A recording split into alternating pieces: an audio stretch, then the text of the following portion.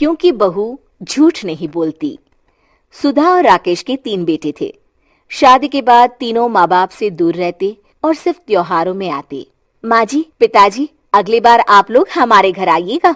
अरे नहीं बहू, सब यही आ जाते हैं तो घर खिला खिला लगता है। हाँ बहू, तू हमेशा बुलाती है तो जरूर आएंगे तेरे पास भी। हाँ हाँ, दीदी का घर बड़ा जो है, सब कुछ आपने शादी के बाद दीदी को ही तो दे दिया था। हमें भी दिया होता तो हम भी बड़ा घर लेते। क्यों सुनील? अरे नहीं नहीं, पापा ने सबको एक बराबर ही दिया है। छोटी बहू, क्या चाहिए तुम्हें, बोलो। वो आपके सोने की चेन वाली घड़ी है ना, वो अगर आप मुझे, तभी वहाँ मजली बहू भी आ जाती है। और मुझे ना आपका मंगलसूत्र, कितना लंबा, सुंदर और भारी भी है। अरे हाँ हाँ, तुम दोनों को ही दूंगी बहू, चिंता न करो। चलो अब खाना लगाओ, खाना खाया जाए। सभी मिलकर खाना खाते हैं कि पड़ोसन आ जाती है। अरे सुधा बहन, थोड़ी चीनी तो देना, घर में शक्कर नहीं है और मेहमान सर पर बैठे हैं। अरे छोटी बहू, चाची को शक्कर तो दे दो।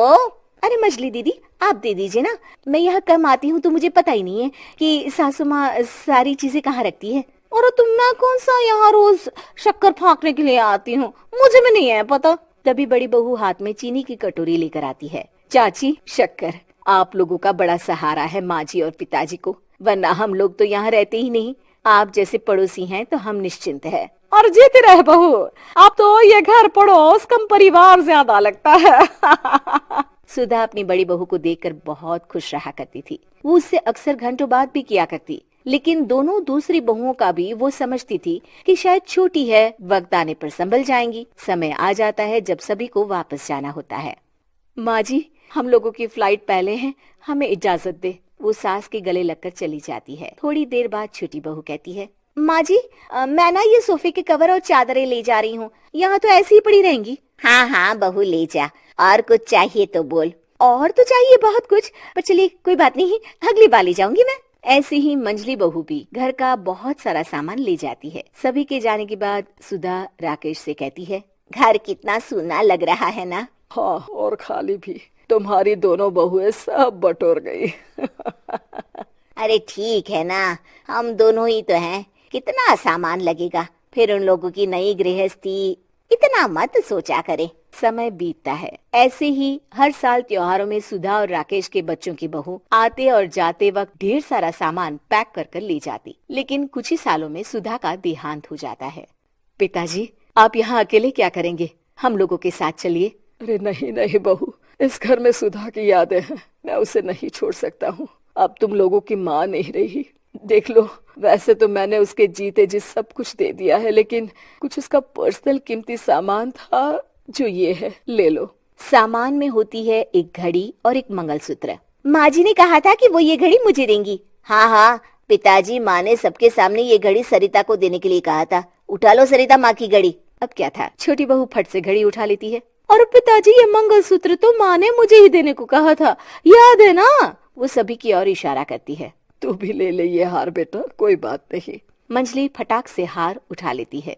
ससुर बड़ी बहू की तरफ देखते हैं। तुझे क्या दूं बेटा? पिताजी, माँ ने एक चीज मेरे लिए भी रखी है।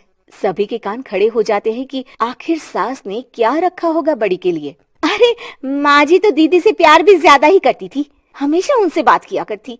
जरूर कोई बड़ी और अपनी प्रिय चीज दी होगी दीदी को।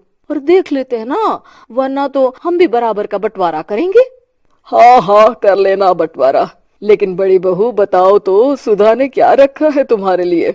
अभी तो हम लोग यही हैं पापा जी, जब जाने लगेंगे तो बता दूंगी। बड़ी बहू के मुंह से ये बात सुनकर बाकी दो बहुएं सोचने लगती हैं कि आखिर क्या है जो दीदी को सासू माँ देकर गई हैं। दीदी, ऐसा तो नहीं ना कि पूरे घर का आधा हिस्सा माँ बड़ी भाभी को देकर गई हो। तभी वहाँ ससुर आ जाते हैं। नहीं नहीं, ऐसा कुछ नहीं है। मकान तो तुम तीनों का बराबर से है। देखो, बड़ी बहू से तुम्हारी सास ज्यादा जुड़ी थी, न जाने क्यों घंटों बात किया करती थी। पता नहीं क्या देकर गई है उसे। और ससुर जी, आपको क्या पता, चालाकी से पूरे घर के पेपर में साइन करवा लिए हो, या फिर कोई छुपा गहना।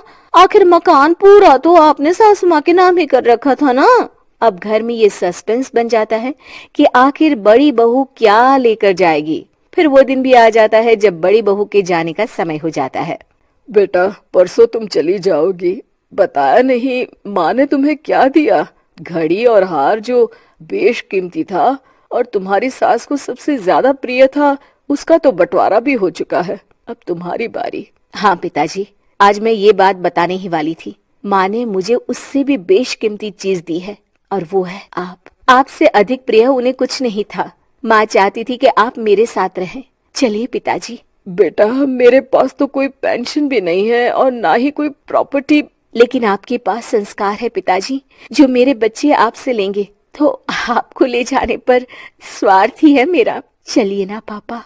सभी के सामने पिताजी बड़ी बहू और बेटे के साथ उनके घर चले जाते हैं।